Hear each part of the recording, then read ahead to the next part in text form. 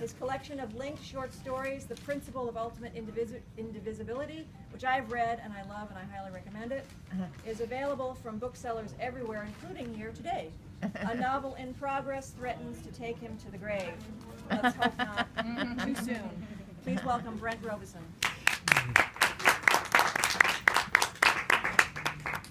Thank you, and we have lots of empty chairs here, so people should sit. People should sit.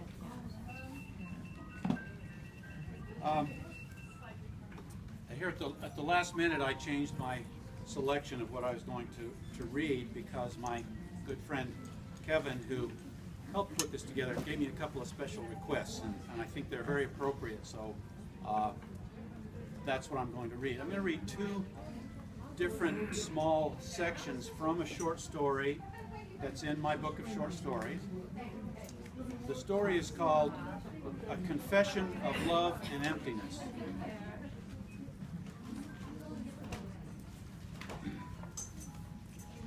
And so far in the story, we've already learned that the narrator is in a hospital about to get open heart surgery. So this is a couple of pages in.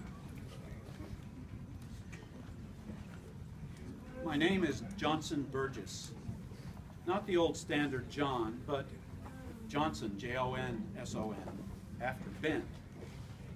My mother, in love with her own sense of irony, wanted to make a statement about negative capability, perhaps her own, perhaps my father's, perhaps mine. And so I was named for Britain's most admired playwright of the 17th century, who towered and gloated over, who praised and patronized his failing friend, Shakespeare, but who today is lost in the master's shadow, all but forgotten, merely a minor player. And in his dim beginnings, before all his avid self-promotion, Ben Jonson was a bricklayer, like my father. Maybe she knew my father would rise above sweaty labor to his own higher plane of banality, too. She would chuckle low in her throat. She thought such contrivances were funny, like a jazz man tossing a riff from Mary Had a Little Lamb into his solo, a sort of inside joke, her personal comic subversion in a humorless, dark universe. When I was 6, my uncle's secret name for me was Muscles, since he said, with a name like Johnson, some might think that my father's name was John, but no, it was Sam, and Samson would hardly do now, would it?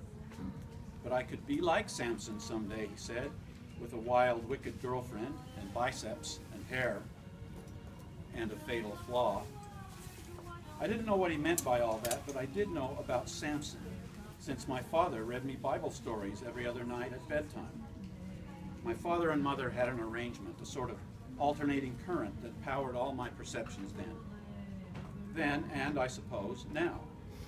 On my mother's nights, she read to me stories of her choice, and I suffered through them, often yawning or dreaming, but sometimes enthralled, adrift, sunken in a syrup of words, in her soft, deep voice, Dostoevsky and Kafka, and now and then Dickens, for a bright note.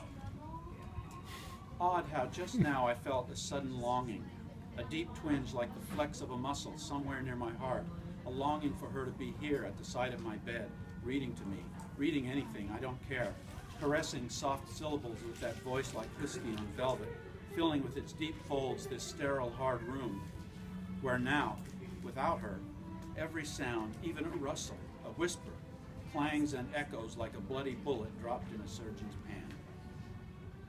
And the rustles, the whispers I hear are my heart, wheezing to force my blood through an ever-narrowing space, a gate where some freak twist of DNA raised a lump that year by year has gathered coats of calcium, layered like geologic sediments recording the history of my heart, my life. A congenital aortic stenosis. Thank you, Mother. Thank you, Father. Thank you, God. Now I know, so I can say, my sin is this. I have lived a life obsessed by emptiness, on a quest for absolute vacancy. Consider this cup, made of plain white styrofoam, from which I've been taking meager sips of water as I stare out the window over the parking lot, past the trees to the highway, stare and sit for hours as I do every day trapped in this hospital bed. The cup is empty now, once full of water, now empty. Now ready, you might even say willing, to be filled again. What is the truth of a cup? What is the shape of an enclosed space when the enclosure is taken away? What remains here after my fingers clip and fumble in a flurry of fervent deconstruction? After I break away white chips like dry little ice floes, snapping them off one by one to end in a papery jumble on the table, mere flakes capable of nothing, what is left?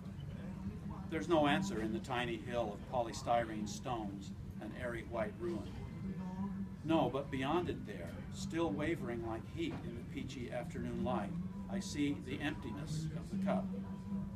I see its shape, its essence. Its essence is absence. Its center lacks a center. A cup without a yawning open cavity like a wound is no cup at all. A receptacle must be receptive. The truth of a cup is vacancy.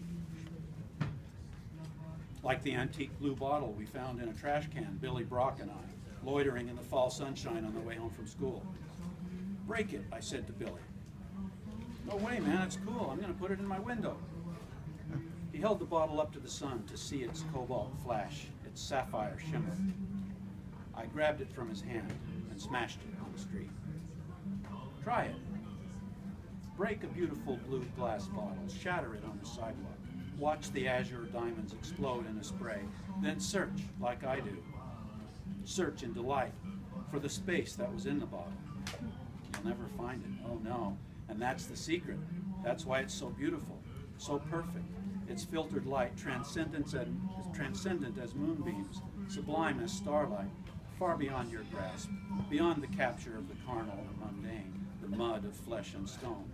But it's there, that shape of air. It's eternally the same, the delicate phantom of some impeccable interior, untraceable without its bounds, the abyss in embryo, the laughing, quicksilver spirit of Hermes, god of enclosed spaces like gardens and tombs and bottles full of indigo light like the womb of a saint.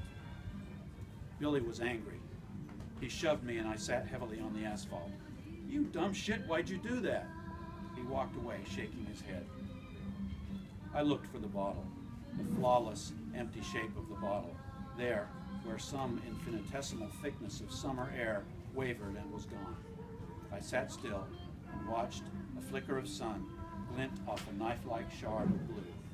I felt happy. Okay, I'm going to skip a few pages a little later in the story.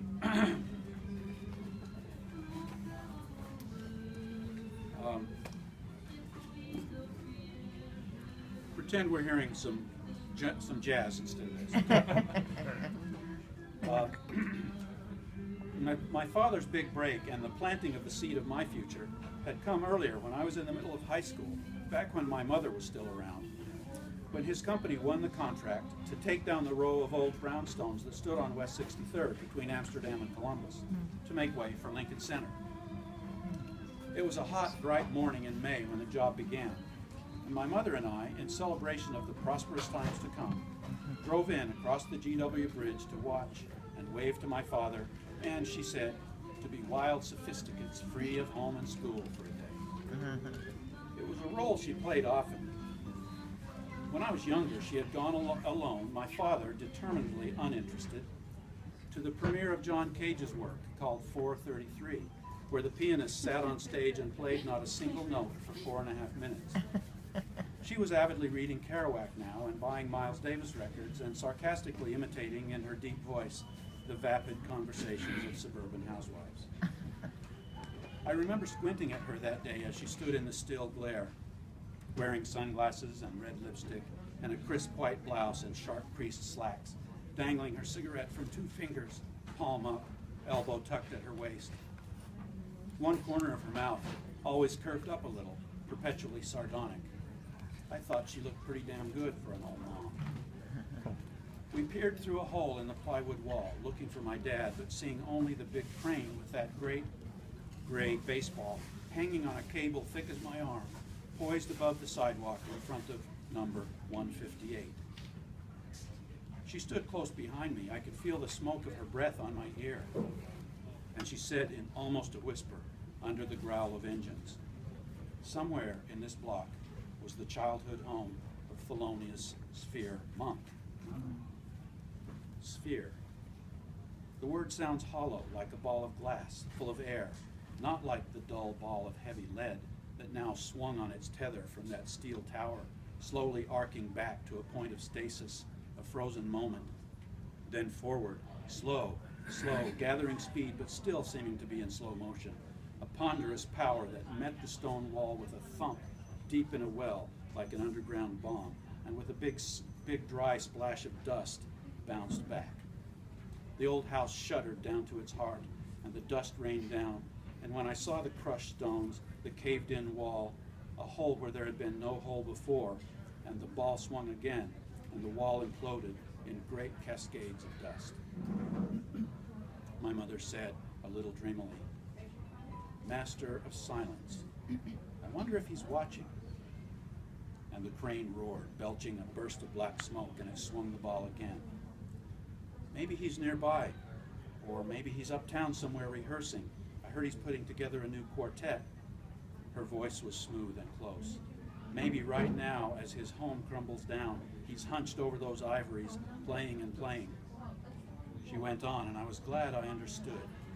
I'd been listening to her records too, every day lately, loving them. And now an ineffable spell came over me, something I never could have expressed.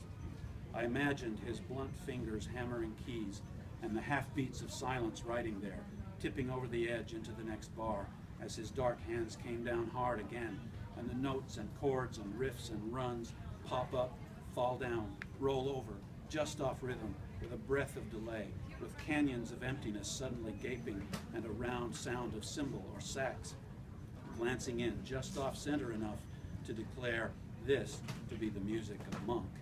No music like Monk. T. Sphere Monk, master of silence.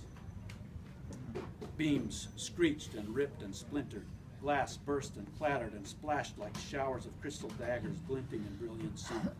My mother blew soft smoke past my cheek and hummed inside my ear, a low, lazy version of Straight No Chaser. I was grinning wildly, stunned. Every day after school I was there, watching a clear, clean gulf of air take over the tangled, dirty ruins of rooms until an unsullied vacancy stood, echoing invisibly the shapes of corners and curves, of stoops and sills and archways and carved cornices, of square enclosures stacked one upon another, now just box-shaped phantoms of rooms, the spaces where people had lived. 10 years later, Alice and I sat in the Metropolitan Opera in Lincoln Center, watching La Boheme. Rodolfo singing to Mimi that her beauty is like the sunrise, and Mimi dying, crying back, "No, like a sunset," and Alice was in tears. But I was seeing all around us the faint outlines of buildings, brownstones with light in the windows, and through the shimmering walls I could see the rows of finely dressed New Yorkers in a grand golden hall. It was like those Curlian photographs I've seen since, where the image of a leaf is whole, unharmed, although its tip had been torn off before the photo was made. And I thought, build and destroy, build and destroy. That is the way of the universe, the way of God. All things built, once destroyed, leave their imprint forever, ghost shapes that linger in the gaps, made of quarks and neutrinos and photons everywhere, like the memory of water that hides in ice, like the possibility of ice that hides in water. Thank you.